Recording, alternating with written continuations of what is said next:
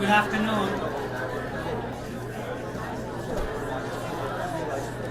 Good afternoon.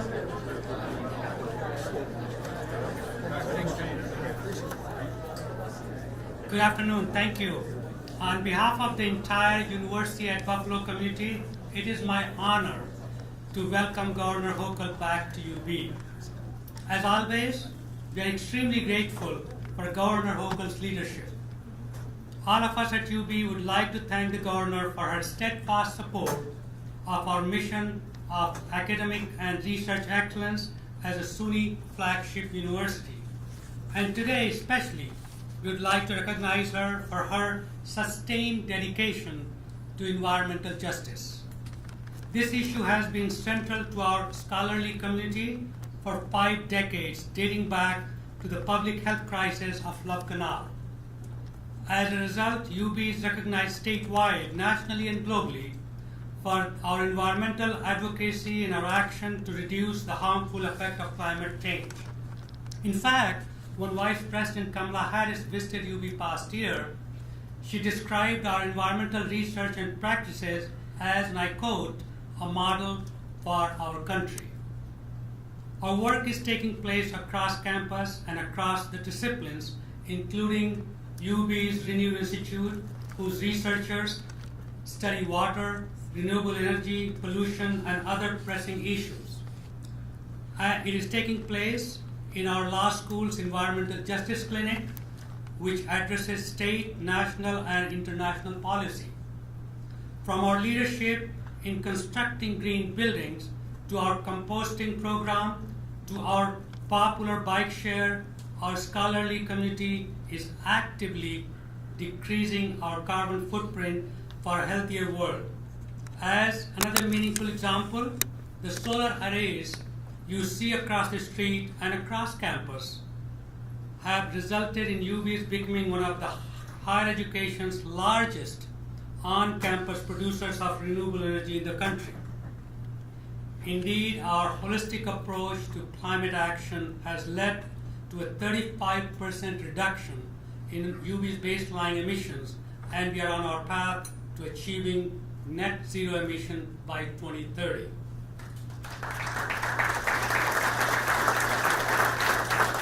I know that all of us are excited to hear from the governor about the meaningful impact this act will have on the health, vitality, and prosperity of our region and state. So without further ado, please join me in welcoming Governor Kathy Hochul to UB.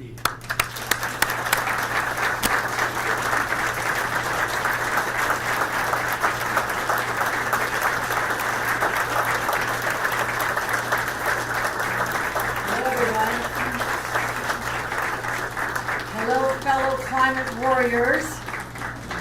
It is great to be back in my hometown once again.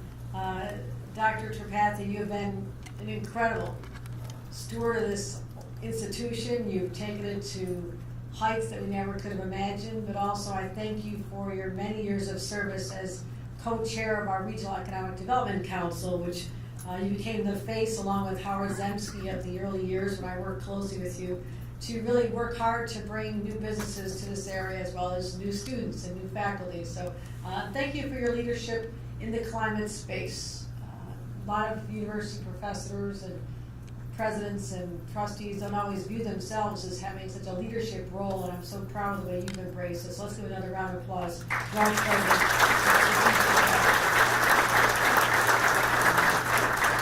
I want to thank many elected officials who joined us here today. We have County Executive Mark Poloncarz, I believe. If not, he's on his way because I just saw him. Mark Poloncarz. We also have Supervisor Brian Kulpa has joined us.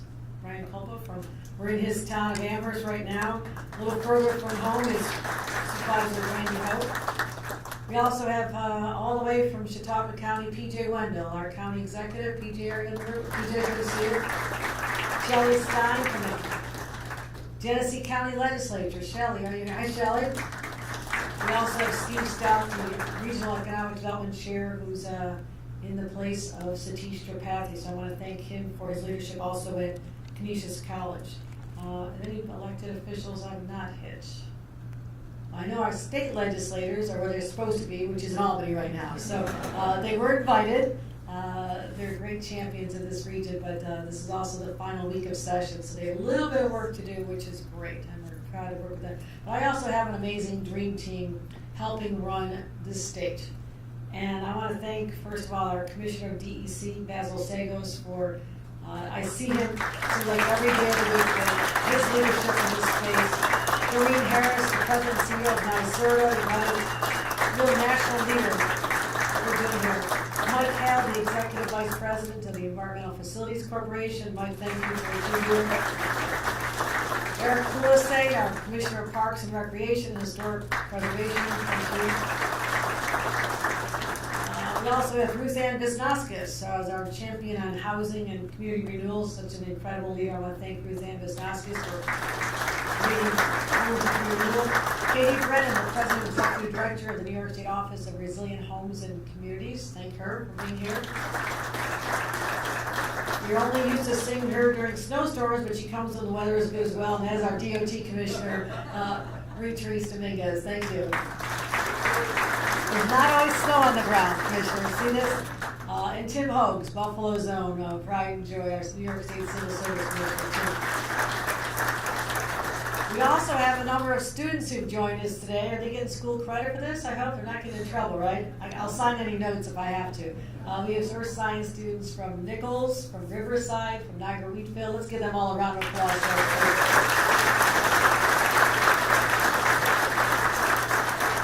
Yes, I was once a student, and I was one of the first students to create an ecology club in my middle school back when we had Lake Erie was not at its finest. Those of you who are old enough to remember what Lake Erie was like, somehow we were told it was okay to swim in it, and no one seemed to notice that by night you could see the molten lava being discharged in the Bethlehem Steel Plant. Or the fact that the sky, we thought the clouds were supposed to be orange from the discharge into the skies. And so we had that going on where I was growing up, but also Love Canal, which was the genesis for the Superfund. And I think Congressman John LaFalce, who was a state leader but also became a member of Congress back then, and all the people who helped create the first Earth Day and the first ecology clubs. And so all of you are carrying the torch that was passed to you from the old people in this room who came before you but understood back then that we can no longer continue polluting the gifts we've been given, because the effect was horrific. We did turn the page. We were able to stop the excessive pollution of our air and our waterways, but so much work remains, and that's what we're here to talk about. That's why I'm here today in Buffalo to officially launch the statewide listening tour regarding our $4.2 billion bond act, and that is a huge accomplishment for this state.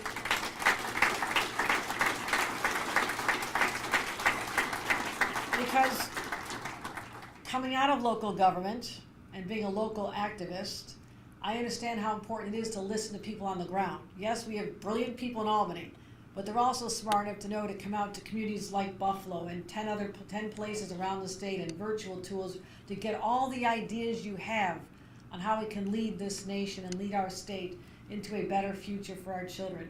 So these sessions are pivotal. They're critically important.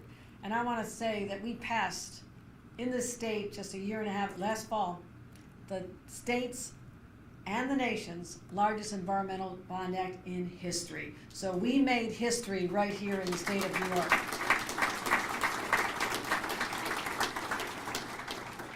We've waited too long. The time is now to take dramatic and bold action. So now, as a result of this, we have billions of dollars to invest in critical environmental and community projects. And yes, it was bold and it was ambitious. There was a plan to have a $3 billion bond act on the ballot before I became governor.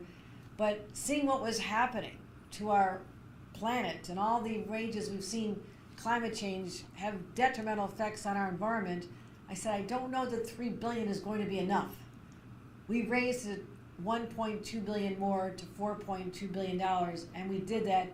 The legislature, I thank them, but also I thank the people of this state who went to the polls and had within their hands the power to decide the future, whether or not we're going to lean into a different future or be held captive to the days of the past. Because our generation, the future generation sitting here, we're the first generation to really feel the effects of climate change. We saw it coming, we talked about it, but now it has arrived. But we're also the last generation to really do something meaningful about it. And that's what this bond act is all about. We have had so many once-in-a-century storms, literally back to back to back. My first days on the job, New York City was hit with not one but 2 hurricanes. New York City, more hurricanes than the state of Florida had had to that date. Hurricane Ida. I saw the devastation firsthand. I saw people flooded in their homes, drowned in their homes. 13 people lost their lives in New York because of hurricanes back in August and September of 2021. I saw train tracks buried in 10 feet of mud, disrupting transportation, homes that were uninhabitable, record rainfall over 2 days, and then upstate. I saw catastrophic flooding from Lake Ontario back in 2017, and everyone said, well, this is bad, but this is what we call a 100-year event, so we're good for a while. Guess what happened 2 years later? Another 100-year event. I'm not buying the 100-year event label anymore. It just doesn't seem to work because Mother Nature isn't paying attention to it. And so we broke records every single year in the terms of damage and velocity of the waves, and the damage that was done was horrific. So reality is we shouldn't be shocked anymore. We can't be shocked by the scale or the frequency of these so-called unforeseen events because they're no longer unforeseen. But maybe they weren't foreseen to enough people in our country. But they're seen by us here in the state of New York. And while we can't control it, we can prepare and control how we prepare and what we do to be ready. So from Buffalo to Brooklyn, we're going to continue fighting and preparing for the effects of climate change. So how do you do that? How do you do that? Well, first you take $4.2 billion and put it in the right places. And we're going to strengthen critical infrastructure, protect our communities from these storms and the severe flooding. We're already building a strong track record toward getting these projects underway and funded, including right here in the Buffalo region. Think about the village of Depew, rehab sewer lines to help the overflow during high rain events. I've seen the flooding on the streets in Depew. This is an area we can help mitigate that. North Chautauqua Lake, we're doing improved treatment systems to help reduce the pollution in that beautiful lake. I've spent a lot of time in Chautauqua Lake as a child. It's gorgeous. How about zero emission buses that transport our students? They're not standing at the bus stop inhaling all the fumes. We can make those changes right now. So we're going to be jump-starting a whole new level of collaboration with the people on the ground, the elected leaders, our advocates, and people who are involved in the science of this. So we're going to avert future disasters, but also we need to protect vulnerable populations. Those who don't feel they have the political voice, the political clout to make sure their voices are heard. Because all too often, these are the communities that bear the brunt of these cataclysmic events.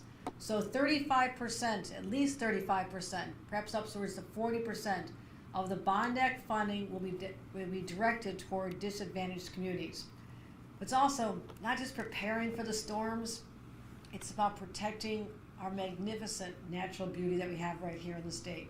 So looking at our open spaces and how we can protect them, more spaces for recreation and ways to improve the quality of life. I have been to more state parks, I know our commissioner knows this, even before I became governor. It's when you grow up in a family, started in Lackawanna in a trailer park, you don't have a lot of money for luxury vacations, but we have magnificent parks. And that's why I had a chance to explore everything from hiking along the Niagara Gorge to jumping off the cliffs. I don't recommend that. Actually, it's probably not allowed anymore ever since we did this. Into the Letchworth Gorge. Wonder why I'm such a risk taker? That's where it all started. But I've explored all our magnificent assets. But they don't stay magnificent without people being involved and putting the money and protecting them and enhancing them. Also, we're looking at this as a job-creating opportunity. Again, those who have that history of living in Buffalo, when for much of my young life, the phrase was, last one out, turn out the lights, because so many people left once the steel plants and the industries left. There were not jobs here in Western New York. I lost all my siblings. They went to other states in search of the American dream, and they wanted to stay. This initiative is projected to create 84,000 good-paying jobs throughout the state, and that'll include labor provisions. Labor is going to be protected. So you don't have to choose between environmental preservation and economic prosperity. They're intertwined. They're not inconsistent. They're intertwined. So this Bond Act will continue building on last year's investments in our state budget, which are historic. $500 million for clean water infrastructure, magnificent. $400 million for the Environmental Protection Fund, and over $200 million for our state parks. And so I know that those are important investments to make now. But also, new buildings that go up. This is our opportunity to really start making real changes. We are going to have all new buildings built be zero emissions building construction. Think about that. Think about that. Buildings are some of the largest emitters of carbon, and we can make those changes just by saying, going forward, this is how it'll be done in a smarter, better way that protects the environment. We're laying the groundwork for a cap and invest program that'll reduce the pollution, but also create the resource to help offset the costs for the communities as we do this going forward. So we're working on getting the money out the door as soon as possible. Everybody knows how impatient I am. Everybody, all my commissioners know, okay, start spending it. I also see our DMV commissioner in the second row. Mark Schroeder is here from South Buffalo. I'm sorry I didn't catch you. The DMV is very important in this. Don't forget that. He's all about the transportation and the vehicles on our roads, making sure that they are also not emitting pollution. So I want to thank him for what he does. But even during Earth Week, we committed $425 million to help communities with their aging infrastructure and sewer lines. It's often the things you don't see that are the most expensive, and they're too prohibitive for local communities. I knew this in my town. We never had enough money. Randy Hochul is here. Do you have enough money now, Randy? Okay, you will. Don't worry about it. It's always those expensive infrastructure components that when they work, you don't think about them, but when they don't, it is cataclysmic. Go visit Mount Vernon.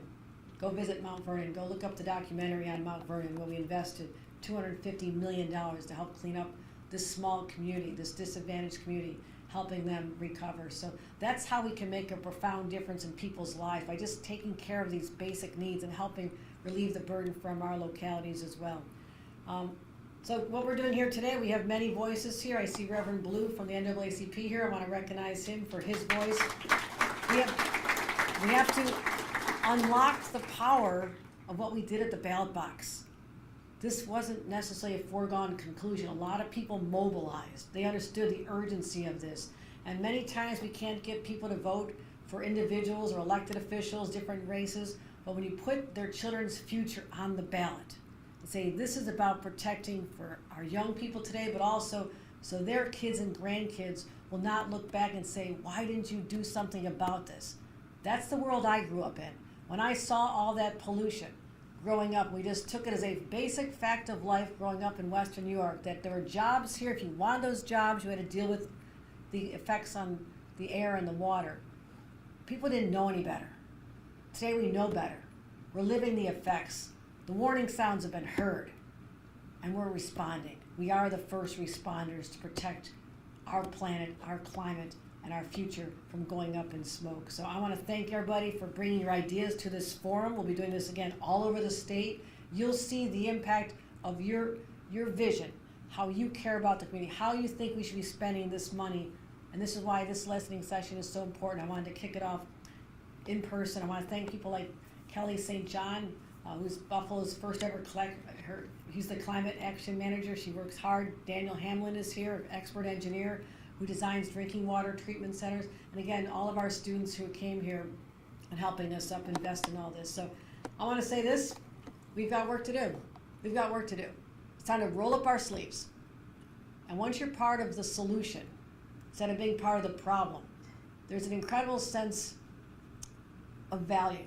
All of us can bring value to this conversation. All of us can truly, truly make a difference. And that's what I'm asking all of you today. Leave here today recommitted as the climate warriors we need, the agents of change we've been waiting for. Let's go forth and do great things. And with that, I'd like to introduce our next speaker, the Director of Policy and Strategy at the Nature Conservancy, Jessica Otney Mahar, and I want to thank her for all the work she has done. The Nature Conservancy has been incredible in helping us get this over the line, as well as at many, many other environmental action groups. I want to thank her for representing all of them. Jessica, it's all yours.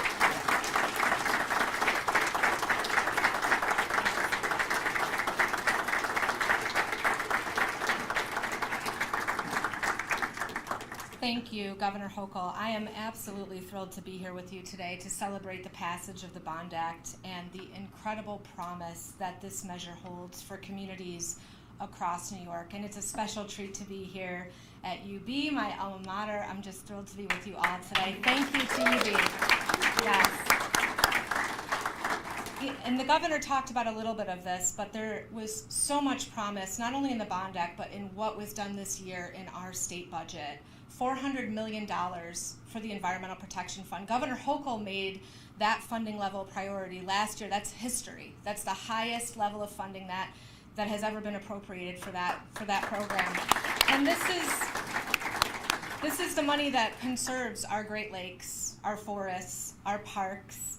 It supports environmental justice. It supports zoos and botanical gardens, places like the Buffalo Zoo, really amazing institutions that educate our youth. And are wonderful for recreation. It supports local recycling and community services, so thank you for that. The governor and the legislature also included $500 million for clean water infrastructure. You know, this is key here in this region of Western New York, but also statewide. We cannot build the cities of the future for our kids and our grandkids on top of, Victorian infrastructure. We need to make sure we're upgrading our infrastructure for clean water, for swimming, for fishing. And then we did the all-electric buildings bill, which is just incredible, making sure that we're fueling our buildings off of clean fuels and a transmission system, an energy system that NYSERDA and others in DC are working so hard to upgrade, which is going to be really an incredible, incredible product. And then finally, I would be remiss if I didn't say, this governor is investing in the experts that it takes to get this work done. These things don't just happen. our state environmental agencies needed an infusion of people power, and this governor committed to hundreds of new staff to make sure that we could carry out these programs and do things like we're doing today, where we're interfacing with people in communities, listening to what's needed, and really unleashing the power of New York State. So thank you, Governor Hochul, for your leadership. It's incredible, and the Nature Conservancy is just thrilled to partner with your administration. Thank you. So today, we're here to celebrate that New Yorkers overwhelmingly approved the Clean Water, Clean Air, Green Jobs Environmental Bond Act with more than 2/3 of the vote this past November. We made history. This was the largest bond measure in state history, the largest environmental measure on the ballot anywhere in the United States of America last election cycle. And the Nature Conservancy was proud to work alongside hundreds and hundreds of partners in New Yorkers for Clean Water and Jobs with the Vote Yes campaign. It was one of our highest priorities in the country this past November. It's been a long time coming. I remember when the governor pulled us together in the Capitol in 2019 when you were lieutenant governor, really to sit around the table and think about what it would take to get something like this done, what we could each contribute. And we were delayed because of the pandemic, but good things come to those who wait. It got bigger and better with your leadership. And we never gave up despite the long haul, and we're determined to deliver. And I'm happy to say that under Governor Hochul's leadership, we will be delivering now. It's $4.2 billion for clean water, clean air, and good jobs, like we just heard. This is something that 67% of New Yorkers came out and supported. There's not a lot that 67% of New Yorkers agree on these days. But they really, people understand that making investments like this is critical to making sure that our kids and our grandkids have a future where they can raise their families here and they can thrive. It's why 300 organizations, environmental groups like my own, but labor organizations, religious groups, civic groups, businesses, municipal leaders, thank you all. There were many supporters here in the room today who made this happen, came together to support this. It's a tremendous opportunity for New York to strike while the iron is hot and leverage massive federal funding that's on the table right now from Congress to do things like modernizing our infrastructure, which we heard about, conserving wildlife habitat, creating parks, creating jobs. These are basic things that New York needs to move into the future. And as the governor mentioned, there's another reason this Bond Act is historic. This is the first time in state history that a portion, at least 35%, if not 40%, will go to disadvantaged communities. These are the communities that have been subjected to the most pollution over time. They're ready. They're ready for less asthma. They're ready for less heart disease. They're ready for less heat stroke. Yes. They're ready for less lead poisoning, less pollution, and this Bond Act will help deliver those things, a cleaner and healthier future to them. So this listening tour is really exciting. I know I'm a nerd about this stuff, but I'm really excited. I know you're excited. This is a unique aspect of this governor's leadership, and I think, as she noted, being a former local government official, it's not just about passing legislation in Albany. We all love to do that. That's exciting. We love campaigns. Those are exciting. But it's about getting those words on paper to come to life and visiting with communities, speaking to people, listening to people, and hearing about how we can do better, how we can maximize the impact of programs like this in communities across the state, from here in Buffalo all the way to Brooklyn. So that's what today is all about. Thank you, Governor Hochul, for your thoughtful leadership, and I'm excited to meet many of you today. Thank you so much.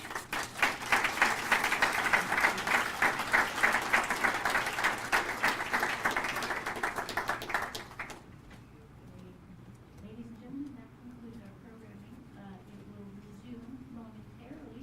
If you will please keep your seats. Thank you.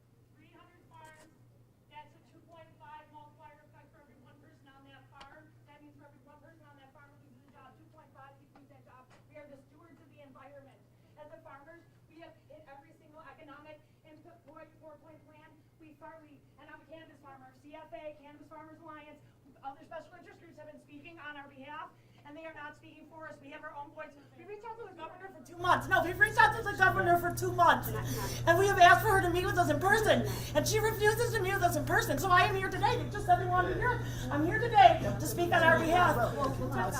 Okay, everyone. Good afternoon. So 1:34. Now we're getting down to business here. To thank our incredible speakers, of course, Governor Hochul, and our University of Buffalo host here, and the great Jessica Amherst, who doesn't give herself enough credit for helping to get the Bond Act ballot in front of the voters. But let's give Jessica and Harley and Brian a great hand.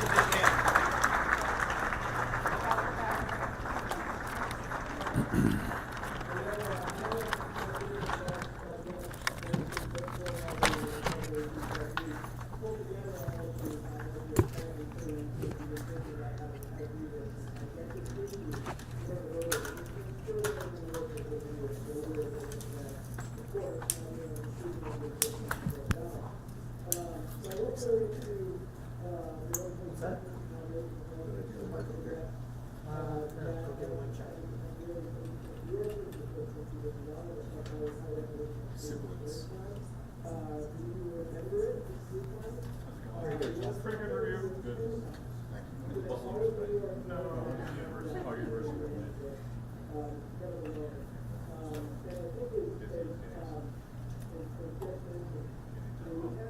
Yeah. Well, the other guy's off. Oh, yeah, I see her every time. She's slow. She must just come north.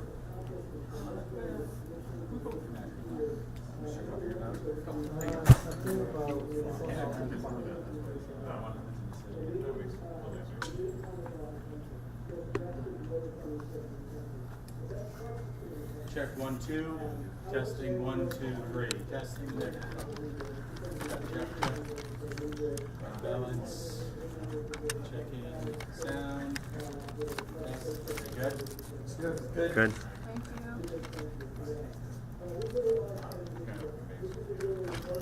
Oh, you're right. Do you guys enjoy the seminar this weekend? Yeah. Sam playing any sports? Soccer. Soccer? We're 2-0 this season so far. How long you been in yours? Get one of those super chairs for the No, it's funny because Same stuff happens then. Probably, same stuff happens same time here. it's over at Kenny Field. Yeah, but it's always cool out there, except there's no shade. So yeah, this week was playing with some. Do you shoot for the Russians? Just Kenny. Yeah. They still Brighton. Yeah. Still look pretty big. Research or whatever. Yes, grief, which is now something else. Yeah, it's something else. But yeah, he's doing good.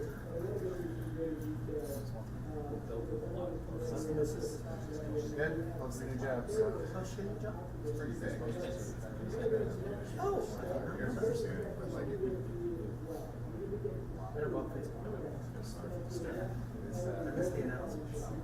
Well, good for her. It is the it's all you're looking for, right? Yeah.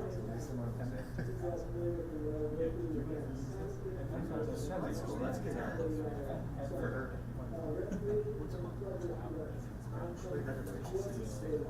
I used to do that once in a while when I needed a picture for like a video or something like that. This is all keyword and everything. Well, no, it's Cloud Rift. that, right? Yes. So she I haven't done that kind of videos for That's what now we got it.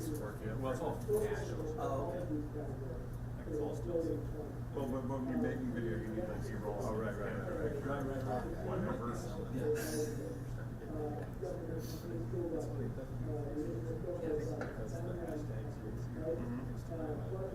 do you have to pay for like the media? Oh, okay. Well, of course, we all do. Oh, yeah, I know. I'm kidding. I have this like this hand-working public domain images that I resell. Environmentally friendly pen. They call it a pencil. I thought it was a pencil stick at first. So did I. Or it's got to start considering it public domain.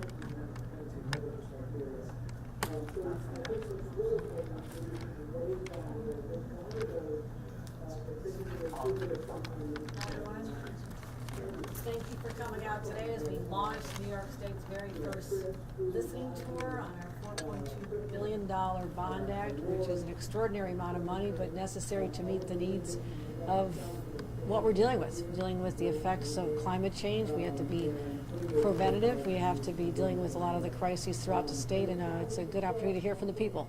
And that's exactly what the purpose of this is, to go all around New York and listen to the people who have the most at stake, New Yorkers. Can you talk about what financial Melissa, impact she'll will call have in everybody. on Western New York? Go ahead. Can you talk about how this bond will impact Western New York? Countless projects, investment in open space, resiliency, sewers. We have county leaders from Genesee County, Erie County, Chautauqua County. I think a lot of it's going to be sewers, which are very expensive, but also building up resiliency in floodplains, as well as just investing in creative community projects and looking for opportunities to create jobs and making investments, helping offset people's costs as we transition to clean energy. It's going to be expensive, but in the long term, it's going to be ultimately very cost effective for people to make these transitions. We want to make sure we have the resources to help homeowners as well. So there's going to be a lot of areas where we're going to be announcing specific programs and projects to benefit Western New York. Now that as Erie County gets ready to welcome asylum seekers to our county, can you update us on the plan in terms of housing and when they may be coming, so we can update our viewers on where There's no updates, only because we're still focused on where the people are coming in, keeping them and getting them settled in New York City. New York City's shelter system is overflowing, but literally Friday we announced that we have repurposed a formerly shuttered prison in New York City, which will be opening up to house over 500 people. We're also looking at space at JFK, looking at a hangar there, waiting for federal approval. So we've been very focused on just surveying all the state assets, and that would include SUNY dorms and shuttered psychiatric centers and anywhere we can find space to help take some of the burden off of New York City and their sheltering requirements. So we don't have anything to announce. There's no announcement that individuals are coming to Western New York at this time. there are SUNY campuses here in Erie County still on the table in terms of potential housing. Every state asset is on the list to be looking at. We needed to do a survey and just see, the timing. Are there already programs? Are there already students occupying the dorms over the summer? Obviously, that wouldn't make sense then. So we needed some time to assess the viability of each location, and in those communities, either hotels is a better option. So there's a lot of analysis going on right now. We just don't have an answer on what that's going to look like. Do you have a time frame? No. Last question. The county executive last week said that he's coordinating with the state and with New York City, and that busloads of people were not just going to show up here without notice to the county. It sounds like that happened in Albany County this weekend, though. The county executive McCoy said that he didn't have much coordination with the mayor, and a few dozen people showed up to a hotel. What was your reaction to that, and does that kind of confirm the fears that people were putting out there about people showing up with no coordination? I think the fact that over nearly 70,000 people have arrived over the last year, some weeks, so recently as a couple weeks ago, we had 5,800 in 1 week, 4,000 the week before. There's a large volume of individuals, and the fact that there's over 48,000 currently housed in New York City shelters shows that they are working very hard to provide the services and the shelter to the individuals in New York City. Yes, there's been conversations about where else they go. We've been encouraging them to give as much notice as possible to county executives. Given the scale of that number of people affected, it's not always going to be perfect, as we saw with that situation. I think it was 20 people who went to a hotel in Colony, and now we have individuals with notice to the mayor. They've arrived in the city of Albany. It is going very well from what we hear. So I appreciate county executives like Mark Polenkar's to be willing to support this effort. We just don't know whether the need is going to be there. It's all about just preparing. And a lot of people are saying the sky is falling before anything has even happened. The vast, vast majority of these people who are simply seeking legal humanitarian relief, they're here legally. They're absolutely here legally. They have a right to seek asylum in this country based on what they've had to endure in their home countries. The vast majority, many are women and children. And my main priority is making sure that they're safe, but also getting the federal government to help us with the expense, with work authorizations. I have so many employers and farmers who are desperately in need of good workers. These people came here for work. I've met a number of them. They simply want to have a chance to work and receive legal asylum. There's a great opportunity here for upstate farmers in particular. We have 5,000 farm openings today. I have 4,500 openings in hotels and restaurants in New York City. We have so much work to be done. We just simply need Washington to make the changes in the work authorization, which has been a huge focus of our Western New York's population, Buffalo's population would not have grown if it wasn't for the refugees who came here from places like Burma and Somalia and Thailand. They are now part of the economy here. They're starting businesses. Their children are in schools, and the next generation is going to be leading this community. So we've seen the benefits of this legal migration, and we want to just make sure that we're ready. But there's just nothing to say right now in terms of timing, if and if when. Well, we have you. Could you speak to the Seneca Nation Gaming Compact? 'Cause there's a lot going on with it right now. I know people showed up to the Capitol today with petitions from the Seneca Nation. You recused yourself, obviously. Maybe you can speak to what that means if you're getting daily updates. And now legislation to say, if we don't have a deal before the end of session, at least your office would be able to go ahead and approve that before the deadline comes up in December. So where are we at with all of this? Okay. As you properly said at the outset, I am recused. Recused means being not involved in negotiations, day to day or in the long term. I am not involved. That is something I set up long ago. It was important to assure people that the process will have the integrity that's required and remove any doubt as to whether or not that's going to happen. So I feel comfortable that it's being managed by other people, but I'm not involved in that. All right, thank you, everyone. Thank you. Can I clarify one thing? You said if, so there hasn't been a decision yet that Erie County will be welcoming asylum. No, Erie County has been gracious in saying this can happen here. Again, I just opened up a space for 500, or gave to the city the option 500 in New York City. We also have the airport hangar, which is going to handle probably the same number. I don't know. I don't know that answer right now. Our responsibility as a state was to offer the city various locations that could work if they need them to work. So that is why there's not a certain answer on that at this moment. All right, thank you so much. All right, thank you. Thank you, Governor.